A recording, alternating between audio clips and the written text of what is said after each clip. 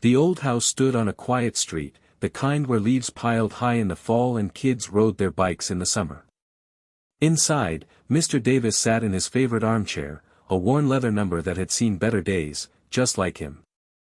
Sunlight streamed through the window, illuminating dust motes dancing in the air and the many photographs that adorned the walls.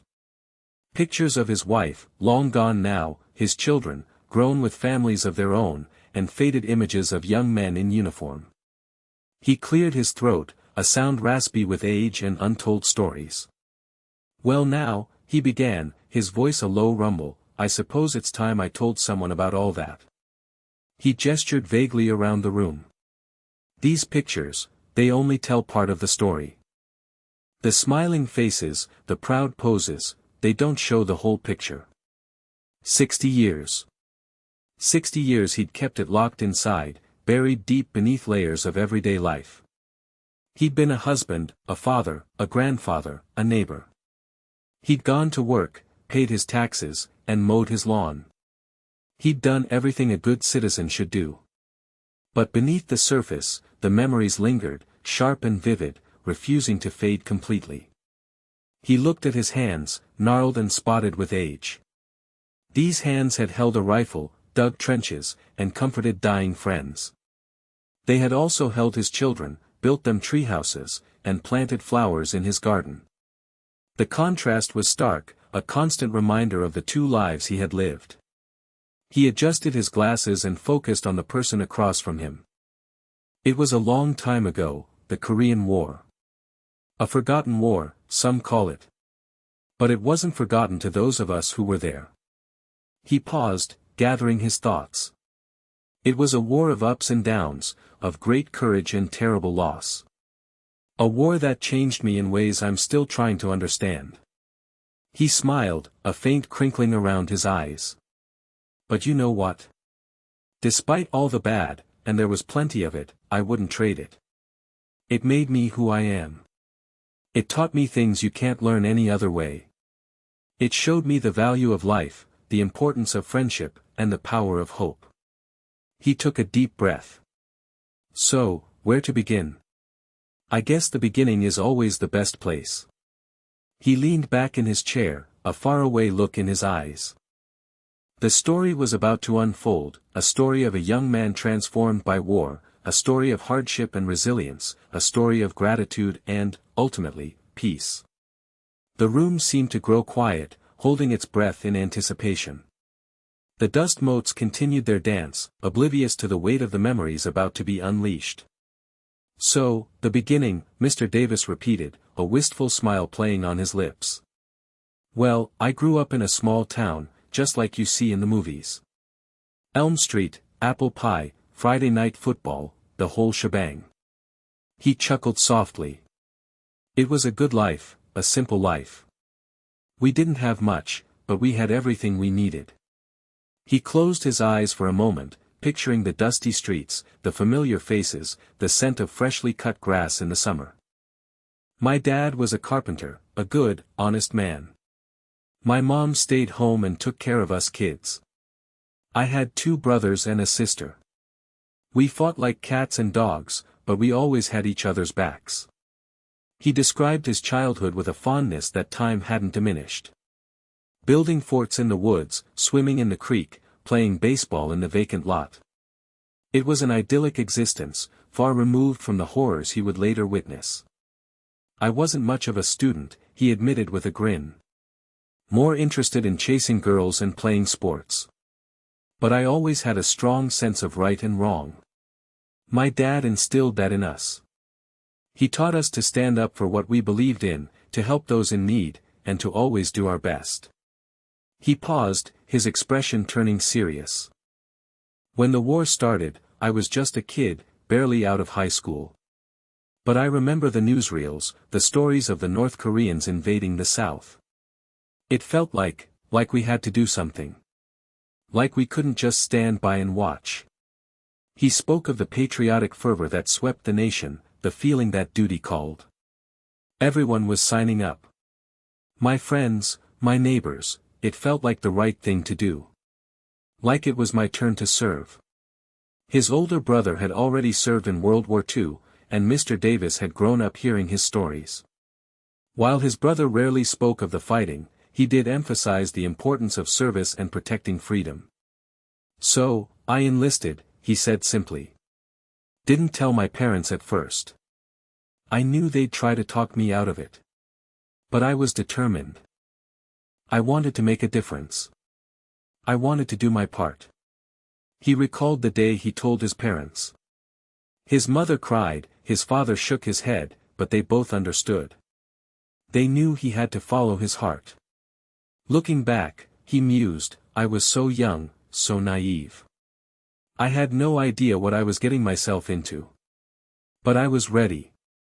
I was ready to face whatever came my way." He straightened his shoulders, a hint of the young man he once was flashing in his eyes. The boy from the small town, the boy who dreamed of adventure, was about to become a soldier. The comfortable living room seemed to fade away as Mr. Davis transported himself, and his listener, back to a different time, a different world. "Boot camp," Mr. Davis said, a slight grimace crossing his face. That was a whole different world. From small-town boy to soldier in a matter of weeks. They stripped away everything familiar and tried to build us back up into something new. He described the grueling physical training, endless push-ups, sit-ups, and runs. The drill sergeants, barking orders and pushing them to their limits. The constant pressure to conform, to obey, to become part of a unit. It was tough, he admitted. I was homesick, tired, and scared. But I wasn't alone. We were all in it together. We relied on each other, encouraged each other, and helped each other get through it. He talked about the friendships he formed during those intense weeks, the bonds forged in shared hardship. We came from all walks of life, different backgrounds, different beliefs. But we were all united by a common purpose, to serve our country. He remembered the first time he held a rifle, the weight of it in his hands, the realization that it was a tool of both protection and destruction. He recalled learning how to shoot, how to clean the weapon, how to trust it with his life. They taught us how to fight, he explained. How to advance, how to retreat, how to take cover. They taught us how to survive. But the training wasn't just physical. They also learned about the enemy, about the geography of Korea, about the political situation that had led to the war. They tried to prepare us for what we were about to face, he said, his voice low. But nothing could have truly prepared us for the reality of war.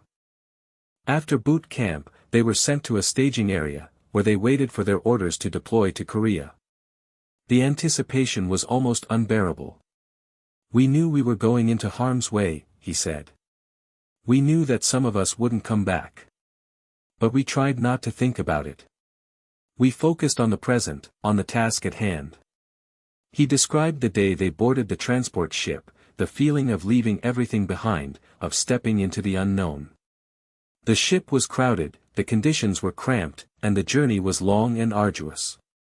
We spent most of the time below deck, he said. Playing cards, writing letters home, and trying to get some sleep. But the tension was always there, hanging in the air like a thick fog. He remembered the first glimpse of Korea, the rugged coastline, the unfamiliar landscape. A mix of excitement and dread filled him. They had arrived. The training was over. It was time to put everything they had learned to the test. He paused, his gaze drifting towards the window. We were ready, or at least we thought we were. The comfortable living room seemed a world away from the harsh reality that awaited him in Korea. The first battle. Mr. Davis paused, his voice barely a whisper. That's something you never forget. No matter how hard you try. He closed his eyes, and for a moment, he was no longer in his comfortable living room. He was back in Korea, a young man facing the horrors of war for the first time. He described the landscape, rugged mountains, rice paddies, and small villages. The air was thick with the smell of smoke and the sound of artillery fire. The ground trembled beneath their feet. We were moving through a valley, he said, his voice gaining strength as he recounted the events. We didn't know it, but the enemy was waiting for us. They were hidden in the hills, watching our every move. Suddenly, the world exploded. Mortar shells rained down on them, followed by a hail of machine gun fire. The soldiers scattered, seeking cover wherever they could find it. It was chaos, he said. People screaming, bullets flying, the ground shaking. I didn't know what to do. I was frozen with fear. He remembered seeing a young soldier, no older than himself, fall to the ground, clutching his chest. He tried to reach him, but the gunfire was too intense. I couldn't get to him, he said, his voice choked with emotion. I just had to watch him die. He finally snapped out of his daze and began firing his rifle, blindly shooting in the direction of the enemy.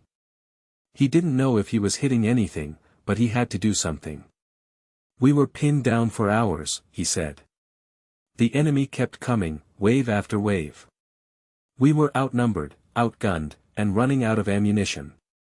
He described the fear, the desperation, the feeling that death was imminent.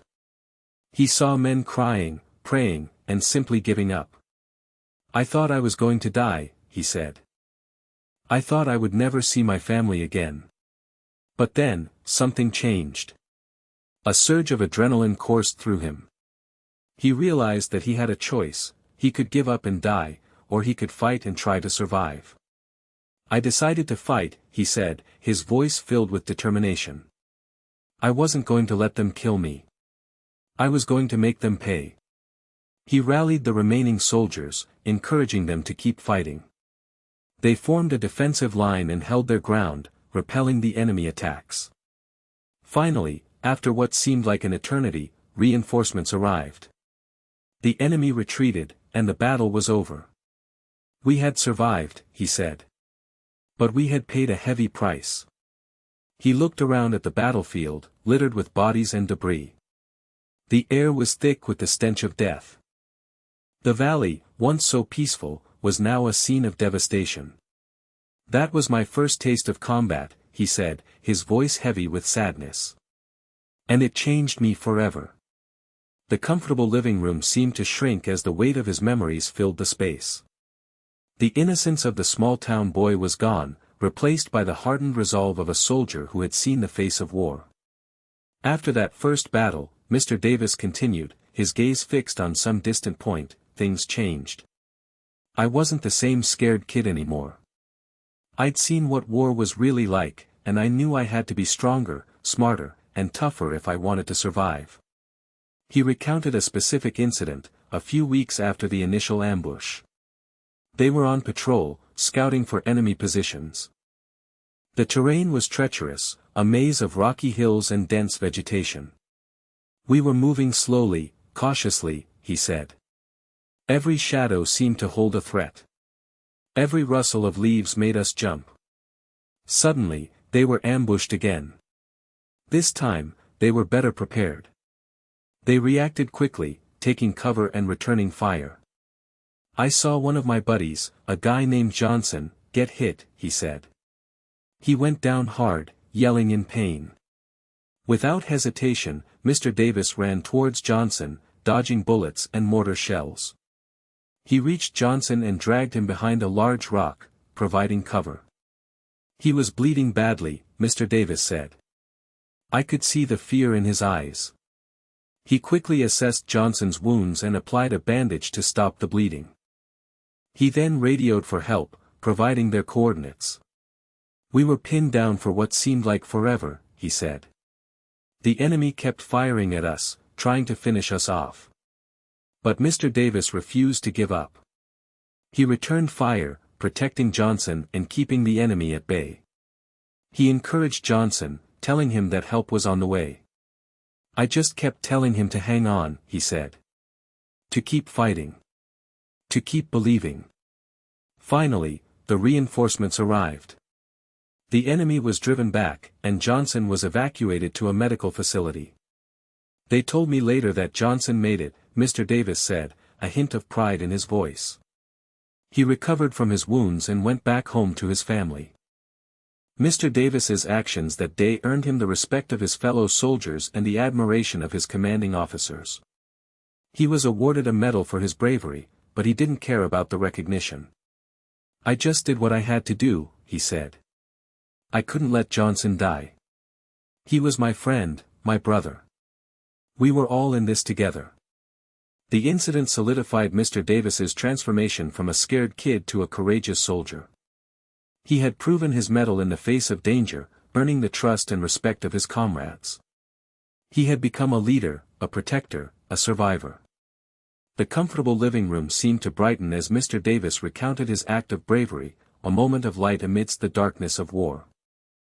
It was a testament to his character, his courage, and his unwavering commitment to his fellow soldiers. "The winter," Mr. Davis said, a shiver running down his spine despite the warmth of the room. "That was a different kind of battle altogether. The enemy wasn't just the North Koreans or the Chinese. It was the cold, the snow, the ice. It was relentless." He described the brutal conditions, temperatures that plummeted far below freezing, blizzards that lasted for days, and a landscape blanketed in white. "We were constantly cold, wet, and miserable," he said. "Our boots were always frozen, our fingers and toes were numb, and our faces were chapped and cracked." He recalled trying to sleep in their foxholes, huddled together for warmth, but the cold always found a way in. He remembered waking up covered in frost, his teeth chattering uncontrollably. "We didn't have proper winter gear," he said. "We were wearing the same uniforms we had worn in the summer, which weren't nearly warm enough." He talked about the challenges of trying to stay clean, to cook meals, and to simply function in the extreme cold. "Washing was a luxury," he said. "We would melt snow in our helmets to wash our faces and hands, but that was about it." He described the food, canned rations that were often frozen solid. They would try to thaw them out over small fires, but it was a constant struggle. "Sometimes, we would go for days without a hot meal," he said.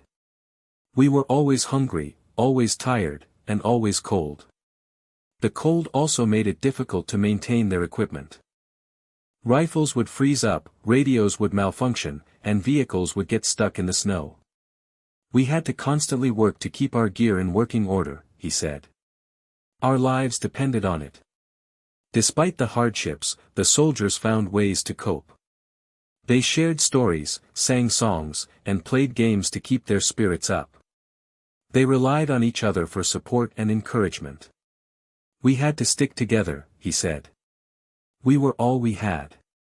He remembered one particular incident, when a blizzard trapped a group of soldiers in a remote outpost. They were cut off from the rest of the unit, running low on supplies and facing certain death. "We knew we had to do something," he said. "We couldn't just leave them to die." Mr. Davis volunteered to lead a rescue mission. He gathered a small team of soldiers and set out into the blizzard, braving the freezing temperatures and treacherous conditions. "It was the hardest thing I've ever done," he said. "We were fighting the cold every step of the way." After hours of struggling through the snow, they finally reached the outpost. They found the soldiers weak and exhausted, but alive. "We were able to get them back to safety," he said, a sense of relief in his voice. "We saved their lives." The winter in Korea was a brutal test of endurance, but it also brought out the best in the soldiers. They showed courage, resilience, and compassion in the face of unimaginable hardship. The comfortable living room seemed colder as Mr. Davis recounted the harsh winter, a reminder of the extreme conditions he endured and the strength he found within himself and his fellow soldiers. It was a testament to the human spirit's ability to persevere in the face of adversity. "Not all the memories are heroic rescues and fighting the cold," Mr. Davis said softly, his voice tinged with sadness. Some memories are just about loss." He paused, taking a deep breath as if bracing himself for the pain. He spoke of a young man named Billy, a farm boy from Iowa who had become one of Mr. Davis's closest friends. They had gone through boot camp together, shared countless foxholes, and confided in each other their hopes and fears. "Billy was a good kid," Mr. Davis said. "Always smiling, always joking, always trying to lift our spirits. He was the kind of guy who could make you laugh even when you felt like crying. They had promised each other that they would make it home alive, that they would go back to Iowa and start a farm together. They had dreamed of a future filled with peace and prosperity. But the war doesn't care about promises, Mr. Davis said, his voice cracking. It doesn't care about dreams. One day, during a fierce firefight, Billy was hit by a mortar shell. Mr. Davis rushed to his side, but it was too late. He was gone, Mr. Davis said, tears welling up in his eyes. Just like that. 1 minute he was there, laughing and joking, and the next minute he was gone. He described the shock, the grief, the overwhelming sense of loss. He felt like a part of him had died along with Billy. I couldn't believe it, he said. I kept thinking it was a mistake, that he would wake up any minute. But he never did. He had helped bury Billy, saying a silent prayer over his grave. He had promised himself that he would never forget him, that he would honor his memory by living a good life. It was the hardest thing I've ever done, he said. Losing Billy, it changed me. It made me realize how precious life is, how fragile it can be. He carried Billy's memory with him throughout the rest of the war. It was a constant reminder of the cost of war, the sacrifices that had been made, and the importance of cherishing every moment. I still think about him every day, Mr. Davis said. He was a good friend, a good soldier, and a good man. He deserved better. The comfortable living room seemed to darken as Mr. Davis recounted the loss of his friend, a stark reminder of the devastating impact of war on the lives of those who fought. The memory of Billy served as a poignant symbol of the countless dreams that were shattered and the lives that were cut short. It was a moment of profound sadness and reflection, a testament to the enduring power of friendship and the enduring pain of loss. But even in the midst of all the death and destruction, Mr. Davis said, his voice regaining a hint of warmth, there were moments of unexpected kindness. Moments that reminded you that even in war, there's still good in the world.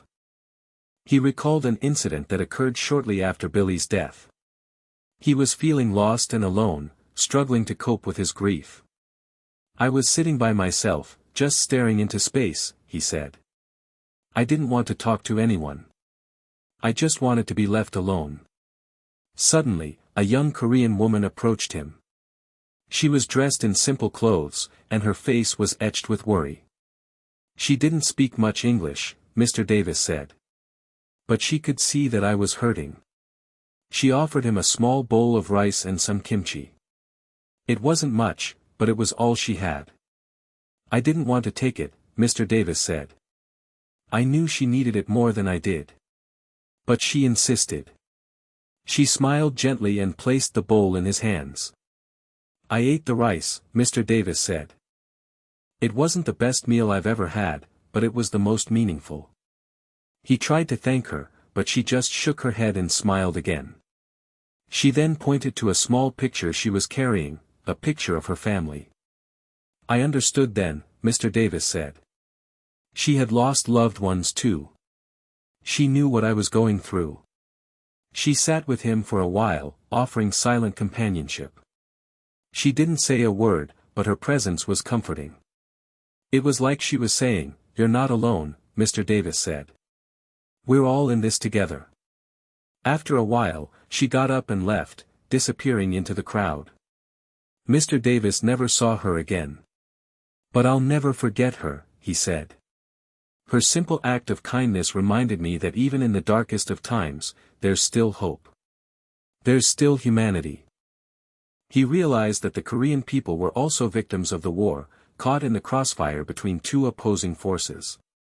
They had lost their homes, their families, and their way of life. They were suffering just as much as we were, Mr. Davis said. And yet, they were still willing to offer us kindness and compassion. The encounter with the Korean woman helped Mr. Davis to heal from his grief and to find renewed purpose. He realized that he wasn't just fighting for his country, he was fighting for humanity. The comfortable living room seemed to glow softly as Mr. Davis recounted the unexpected act of kindness, a reminder that even amidst the horrors of war, compassion and empathy can still prevail. It was a testament to the resilience of the human spirit and the enduring power of human connection. Things started to change, Mr. Davis said, a glimmer of hope flickering in his eyes. After months of fighting, of loss, of hardship, we finally started to see some light at the end of the tunnel. He described a major battle, a turning point in the war. They had been tasked with capturing a strategic hill, a key position that had been held by the enemy for months. It was a tough fight, Mr. Davis said. The enemy was heavily entrenched, and they weren't going to give up easily. They fought for days, inching their way up the hill, facing relentless gunfire and artillery barrages. The casualties were heavy, but they kept pushing forward. We were exhausted, we were scared, but we were determined, Mr. Davis said. We knew that if we could capture that hill, it would make a big difference. He recounted a specific moment during the battle when he and his squad were pinned down by machine gun fire. They were running low on ammunition and facing certain death. I thought it was the end, Mr. Davis said. I thought we were all going to die right there. But then, a young lieutenant, a fresh-faced kid who had just arrived in Korea, stepped forward. He grabbed a grenade and charged towards the enemy machine gun nest, dodging bullets and mortar shells. He was crazy, Mr. Davis said, shaking his head in disbelief. But he was also incredibly brave. The lieutenant reached the machine gun nest and threw the grenade. The explosion silenced the enemy fire, giving Mr. Davis and his squad a chance to advance. We stormed the position and took out the remaining enemy soldiers, Mr. Davis said. We had captured the hill. The victory was a major boost for the American forces. It raised morale, disrupted the enemy's supply lines, and paved the way for further advances. It was a turning point, Mr. Davis said. We knew then that we could win this war. He described the feeling of elation that swept through the ranks. They had finally achieved a significant victory, and it gave them hope that the war might soon be over. We had proven to ourselves that we were capable of anything, Mr. Davis said. We had faced the worst that war had to offer, and we had come out on top. The victory also changed Mr. Davis's perspective. He realized that even in the midst of war, it was possible to achieve something positive, to make a difference. The comfortable living room seemed to fill with a sense of renewed optimism as Mr. Davis recounted the pivotal battle, a reminder that even in the darkest of times, victory and hope can still emerge. It was a testament to the courage and determination of the soldiers and the possibility of turning the tide of war. Then came the armistice, Mr. Davis said, a complex mix of emotions swirling in his eyes. The fighting stopped. The guns went silent. The war was over. He described the initial feeling of disbelief, the sense that it was all too good to be true. After years of bloodshed and sacrifice, it was finally over. We couldn't believe it, Mr. Davis said. We had gotten so used to the constant threat of death, the constant sound of gunfire, that it was hard to imagine a world without it. He recalled the day the armistice was signed. The soldiers gathered together, listening to the news on the radio. When the announcement came, there was a moment of stunned silence, followed by a roar of celebration. We were cheering, hugging, and crying, Mr. Davis said. We had survived. We were going home. But amidst the joy, there was also a sense of sadness. They had lost so many friends, so many brothers in arms. They would never forget them. We knew that we were lucky to be alive, Mr. Davis said. But we also knew that we were leaving a part of ourselves behind in Korea. He described the process of preparing to go home. They packed their belongings, cleaned their weapons, and said their goodbyes. It was hard to leave, Mr. Davis said. We had been through so much together. We had formed bonds that would last a lifetime. He recalled the day they boarded the transport ship, the feeling of leaving Korea behind. As the ship sailed away, he looked back at the coastline, a mix of emotions swirling within him. I was happy to be going home, Mr. Davis said. But I was also sad to be leaving. I knew that I would never be the same. He spoke of the long journey home, the anticipation of seeing his family again, and the uncertainty of what awaited him. I didn't know what to expect, Mr. Davis said. I had been gone for so long. I had changed so much. He described the day he arrived back in his hometown, the emotional reunion with his family, and the feeling of being a stranger in a familiar land. It was wonderful to be home, Mr. Davis said. But it was also difficult to adjust. I had seen things that no one else could understand. The war was over, but the memories would remain. He was home, but he was also changed. The comfortable living room seemed to welcome him as Mr. Davis recounted the end of the war and his journey home, a bittersweet chapter filled with both joy and sorrow. It was a testament to the enduring impact of war and the challenges of returning to civilian life. Coming home wasn't easy, Mr. Davis admitted, a shadow passing over his face. Everyone expected us to just slip back into our old lives, but it wasn't that simple. We had seen too much, experienced too much. We were different people. He described the difficulties of readjusting to civilian life. The world seemed so trivial, so insignificant, after the life-or-death struggles they had faced in Korea. People were talking about their jobs, their cars, their houses, Mr. Davis said. And I was thinking about Billy, about Johnson, about all the guys who didn't make it home. He found it difficult to relate to his old friends, to his family. They couldn't understand what he had been through. They couldn't comprehend the horrors he had witnessed. I felt like I was living in two different worlds, Mr. Davis said. The world of the living and the world of the dead. He struggled with nightmares, flashbacks, and anxiety. He found it difficult to sleep, to concentrate, to function normally. I was always on edge, Mr. Davis said. Always expecting something bad to happen. He tried to talk about his experiences, but no one seemed to want to listen. They told him to forget about it, to move on. They didn't understand that I couldn't just forget, Mr. Davis said. The war was a part of me. It had changed me in ways that I couldn't explain. He turned to alcohol to numb the pain, to silence the voices in his head. But it only made things worse. I was lost, Mr. Davis said. I didn't know who I was anymore. I didn't know where I belonged. He drifted from job to job, unable to find a sense of purpose or fulfillment. He felt like an outsider, a stranger in his own land. I was a broken man, Mr. Davis said. I had lost my way. He pushed his family away, unable to cope with the demands of a normal life. He felt like he was a burden to them. I didn't want to hurt them, Mr. Davis said. So I just left. He wandered aimlessly for years, haunted by his memories, unable to find peace. The comfortable living room seemed to fade as Mr. Davis recounted the painful challenges of readjusting to civilian life, a stark reminder of the invisible wounds of war and the difficult journey towards healing. It was a testament to the enduring impact of trauma and the long road to recovery. It took a long time, Mr. Davis said, his voice filled with a quiet determination. But eventually, I found my way back. He described the turning point, a chance encounter with a fellow veteran, a man who understood what he had been through. He saw the pain in my eyes, Mr. Davis said. He knew that I was struggling. He reached out to me, and he helped me to start healing. The veteran introduced Mr. Davis to a support group, a place where he could share his experiences with others who had gone through similar traumas.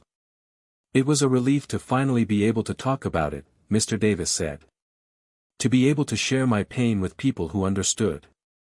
He began to confront his demons, to process his grief, and to forgive himself for the things he had done and the things he had failed to do.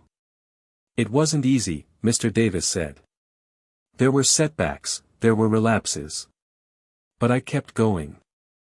I knew that I had to keep fighting. He also reconnected with his family, reaching out to his children and grandchildren.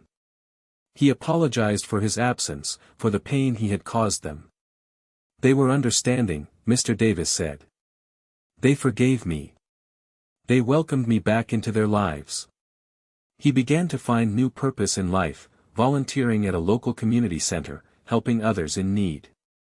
He realized that he could use his experiences to make a positive difference in the world. I learned that even though I couldn't change the past, I could change the future, Mr. Davis said. I could use my pain to help others heal. He also started to honor the memory of his fallen comrades, attending memorial services, visiting their graves, and sharing their stories with others. I wanted to make sure that they were never forgotten, Mr. Davis said. They deserved to be remembered for their courage, their sacrifice, and their love of country. He found solace in his family, in his community, and in his memories. He learned to accept the past, to embrace the present, and to look forward to the future. I finally found peace, Mr. Davis said. I finally found my way home. The comfortable living room seemed to glow with warmth as Mr. Davis recounted his journey towards healing and finding purpose, a testament to the resilience of the human spirit and the power of connection, forgiveness, and service. It was a story of hope and redemption, a reminder that even after the darkest of times, it is possible to find light again. Looking back, Mr. Davis said, a gentle smile gracing his lips, I realized that the war, despite all the pain and suffering, taught me some valuable lessons. Lessons that I wouldn't have learned any other way. He reflected on the importance of courage, not just on the battlefield, but in everyday life. He learned that it takes courage to face your fears, to stand up for what you believe in, and to keep going even when things get tough. I learned that courage isn't the absence of fear, Mr. Davis said. It's the ability to act in spite of fear. He also spoke of the importance of friendship, of the bonds that are forged in shared hardship. He learned that true friends are those who stand by you through thick and thin, who offer support and encouragement when you need it most. I learned that friendship is a gift, Mr. Davis said. A gift that should be cherished and nurtured. He emphasized the importance of gratitude, of appreciating the simple things in life. He learned that it's important to be grateful for what you have, not to dwell on what you don't have. I learned that gratitude is a choice, Mr. Davis said. A choice that can make all the difference in your outlook on life. He spoke of the importance of forgiveness, of letting go of anger and resentment. He learned that holding on to grudges only hurts yourself, not the other person. I learned that forgiveness is liberating, Mr. Davis said. It frees you from the burden of the past. He reflected on the importance of service, of giving back to your community. He learned that helping others not only makes a difference in their lives but also enriches your own. I learned that service is its own reward, Mr. Davis said. It gives you a sense of purpose and fulfillment. He emphasized the importance of hope, of believing that things can get better. He learned that even in the darkest of times, there's always a reason to hope. I learned that hope is the light that guides you through the darkness, Mr. Davis said. It's the belief that tomorrow will be better than today. He concluded by saying that, despite all the hardships he had endured, he was grateful for his experiences in the Korean War. They had made him a stronger, wiser, and more compassionate person. The comfortable living room seemed to radiate a sense of peace and contentment as Mr. Davis shared his final reflections, a testament to the transformative power of adversity and the enduring strength of the human spirit. It was a story of resilience, gratitude, and hope, a reminder that even after the most difficult experiences, it is possible to find meaning and purpose in life. Mr. Davis paused, his gaze sweeping around the room, lingering on the photographs of his family, the mementos of his service, and the simple comforts of his home. A profound sense of peace settled over him. I've told you a lot about the bad things, he said, his voice soft but firm. The fighting, the loss, the pain. But it's important to remember that there was also good. There was courage, there was friendship, there was love. He emphasized that the war had taught him the true value of peace, the importance of resolving conflicts through diplomacy rather than violence. War is a terrible thing, Mr. Davis said. It destroys lives, it shatters dreams, and it leaves scars that never fully heal. We should do everything we can to avoid it. He spoke of the importance of human connection, of reaching out to others, of offering support and compassion to those in need. We're all in this together, Mr. Davis said. We need to care for each other, to help each other, to lift each other up. He reiterated his gratitude for the experiences that had shaped him into the person he was today. He acknowledged that the war had been a defining moment in his life, a crucible that had tested his limits and revealed his strengths. "I wouldn't trade it," Mr. Davis said. "It made me who I am. It taught me what's truly important in life." He smiled, a warm and genuine smile that radiated from his eyes. "I'm grateful for my family," Mr. Davis said. "For their love, their support, and their forgiveness." He expressed his gratitude for his friends, both those who had served with him in Korea and those he had met later in life. "They've been my rock," Mr. Davis said. "They've helped me to get through the tough times." He acknowledged his gratitude for the opportunity to serve his country, to defend freedom, and to make a difference in the world. "I'm proud of what we accomplished," Mr. Davis said. "We fought for what we believed in, and we helped to preserve peace and democracy." He concluded by saying that he had finally found peace, that he had learned to accept the past, to embrace the present, and to look forward to the future. "I'm happy," Mr. Davis said. "I've lived a good life. I have no regrets." The comfortable living room seemed to glow with a golden light as Mr. Davis shared his final thoughts, a testament to the enduring power of the human spirit and the possibility of finding happiness even after experiencing great hardship. It was a story of acceptance, gratitude, and peace, a reminder that even in the face of adversity, it is possible to find joy and fulfillment in life. Mr. Davis leaned back in his worn leather armchair, a quiet smile playing on his lips. He closed his eyes for a moment, savoring the peace and tranquility of his comfortable living room. He opened his eyes and looked at the photographs on the wall, each one a precious memory, a testament to a life well lived. There was the picture of his wife, a beautiful woman with a warm and loving smile. He remembered their first date, their wedding day, the birth of their children. He missed her terribly, but he knew that she was always with him, watching over him. There were pictures of his children.